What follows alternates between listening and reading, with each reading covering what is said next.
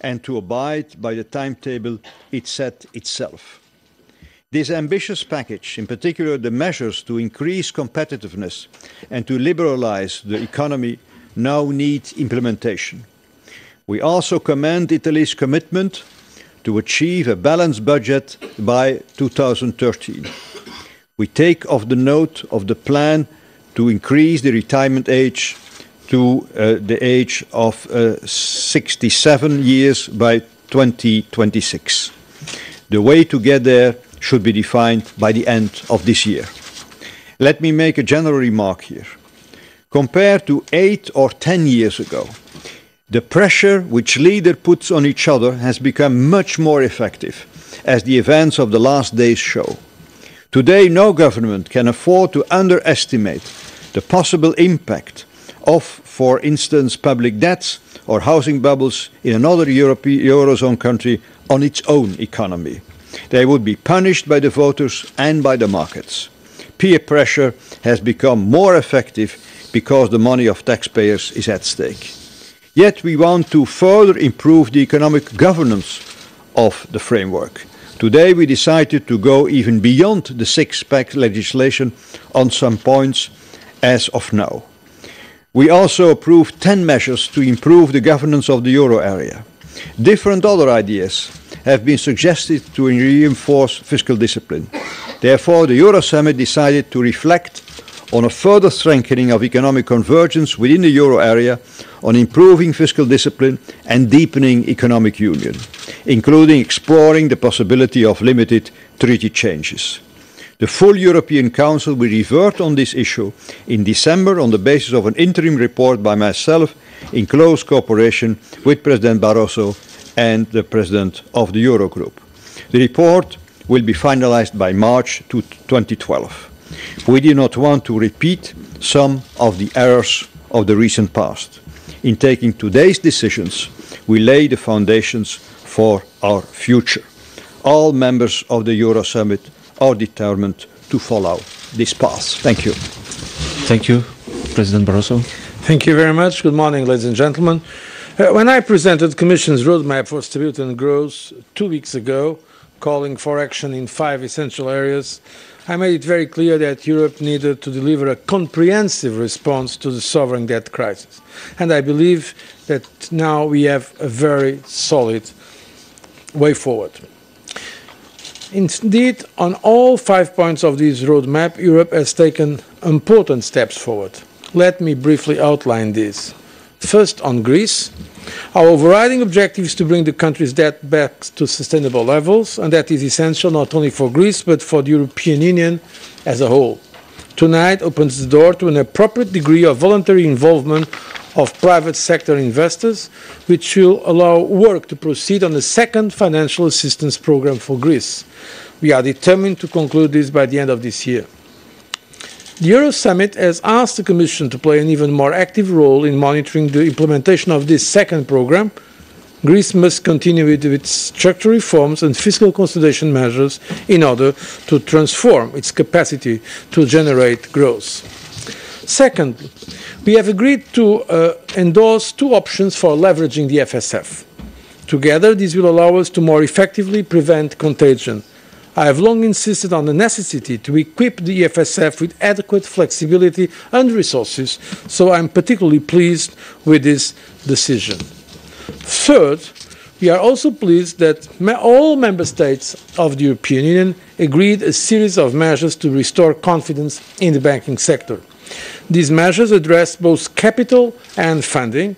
Let me emphasize that our goal is to ensure banks maintain lending to the real economy. National supervisory authorities must work to make this happen, namely with the EBA. And tonight's conclusions also make clear that, I quote, banks should be subject to constraints regarding distribution of dividends and bonus payments until recapitalization is complete, because increased responsibility and a fair contribution of the financial sector is also central to our approach. Fourth, as we know, these are exceptional measures for exceptional times. Europe must never again find itself in this situation. This is why we must further improve our economic governance, namely in the euro area. And tonight's Euro Summit paves the way to a further strengthening of coordination and surveillance. The Commission's central role here is reinforced. We are already working on concrete ideas that go beyond the recently agreed six-pack, so the recently approved legislation, and we will be presenting this in the very near future. Lastly, we also address the issues of stability and growth. Growth we have discussed on Sunday, so I will not repeat, but just to underline that this is also about growth. We need to have fiscal discipline, but at the same time we need to show to our citizens that there is hope, that we can restore growth through deepening our internal market, through our structural reforms, but also countries need to pursue efforts in terms of stability. That's why we particularly welcome the announcements made today by Italy. To conclude, the package we have agreed tonight, this comprehensive package, confirms that Europe will do what it takes to safeguard financial stability. I've said it before and I will say it again. This is a marathon, not a sprint. The technical work needed to finalize certain aspects of this package will be completed by the relevant authorities in the coming weeks. And the Commission will make further proposals for a community way out of this crisis. Next week, we will be able to show our partners in the G20 that Europe is able to do that.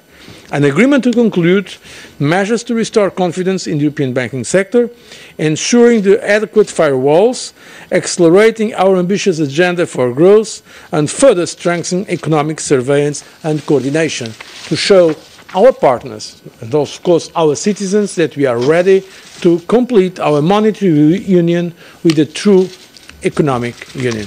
Thank you. Thank you. Time for some questions. Jim? Jim Nuger from Bloomberg. What role will the European Central Bank play in the new rescue strategy? Based on what you've heard from Mr. Trichet and possibly Mr. Draghi as well, do you expect the central bank to continue buying bonds, notably of Italy and Spain, if they come under speculative attack? But we respect fully the independence of the central bank. If the current president or the upcoming president are saying that they will still intervene until the new mechanism is really put in place, it's up to them to decide.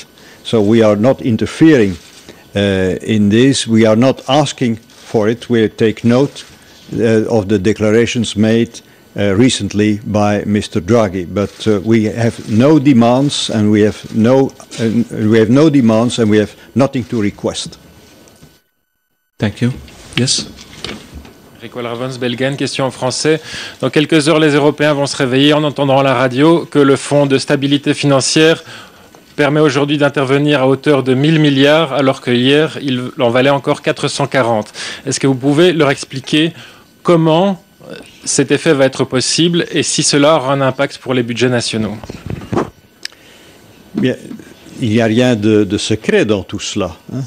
Bien sûr, ce n'est pas une explication facile parce qu'il s'agit de matières très complexes, mais que, disons, on peut faire plus avec l'argent disponible. C'est pas quelque chose de tout à fait spectaculaire parce que, d'une certaine façon, depuis des siècles, les banques, c'est le core business des banques, d'avoir un dépôt et de faire de ce dépôt faire plus que le dépôt lui-même. Donc on doit faire ça dans des limites, bien sûr, et d'une façon raisonnable, mais donc il y a un effet de levier qu'on va créer par différents mécanismes, et cet effet de levier est de sorte que, disons, on ait une capacité pour intervenir d'environ 1000 milliards d'euros. Donc c'est l'effet de levier qui explique la plus grande possibilité de l'EFSF. Lorenzo? Lorenzo Consoli, TM News Italy. Je voudrais vous demander, les deux présidents, sur la lettre que l'Italie vous a remise Ce qu'on a lu, nous, dans la presse, nous semble, c'est une liste très vaste de propos, d'engagement, mais en fait, il n'y a pas exactement les mesures qui vont être prises. On parle dans 2 mois, dans 3 mois, dans 4 mois. Il n'y a pas donc même pas un calendrier absolument précis sur quand exactement elles vont être réalisées, ces mesures. Est-ce que ça vous suffit? Est-ce que vous considérez que ce programme, et c'est le programme des mesures concrètes avec les calendriers spécifiques pour chaque mesure que vous aviez demandé, vous pensez que ça c'est suffisant? Et si dans les mois qui viennent, parce qu'on parle ici on commence à parler de 2 mois, 3 mois, etc., ces mesures ne sont pas réalisées, qu'est-ce qui va se passer? Merci.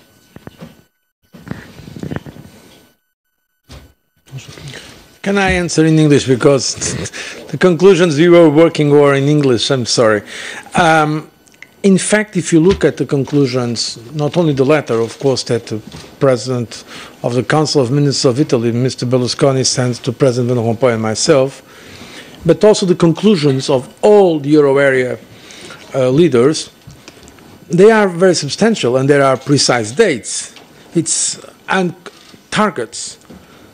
Commitment to achieve a balanced budget by 2013 and a structural budget surplus in 2014, bringing about a reduction in gross government debt to 113 of GDP in 2014, as well as the foreseen introduction of a balanced budget rule in the Constitution by mid-2012. So these are very concrete commitments that were not only made by the Prime Minister of Italy, but endorsed by all the Euro area leaders. And then afterwards, in the second paragraph, it says that Italy will now implement the proposed structural reforms, and then also with some concrete goals, including retirement age and some other points regarding structural changes. Finally, the monitoring, the point you've put in your question, there is a conclusion saying that the leaders invite the Commission to provide a detailed assessment of the measures and to monitor their implementation, and the Italian authorities to provide in a timely way all the information necessary for such an assessment. So there are here several measures and commitments, and there is afterwards a task given to the Commission and to the Italian authorities to provide all the necessary data for this implementation. So indeed, the key is implementation. This is the key. It is not enough to make commitments. It is necessary now to check if they are really implemented. And I think in the spirit of the meeting, it was clear. We had a good exchange about this with the Prime Minister of Italy, and there was a very clear insistence of all those participating in the meeting on the need to have clear implementation of the agreed objectives. Thank you very much for your attention, and have a good day and a good breakfast. Bye-bye.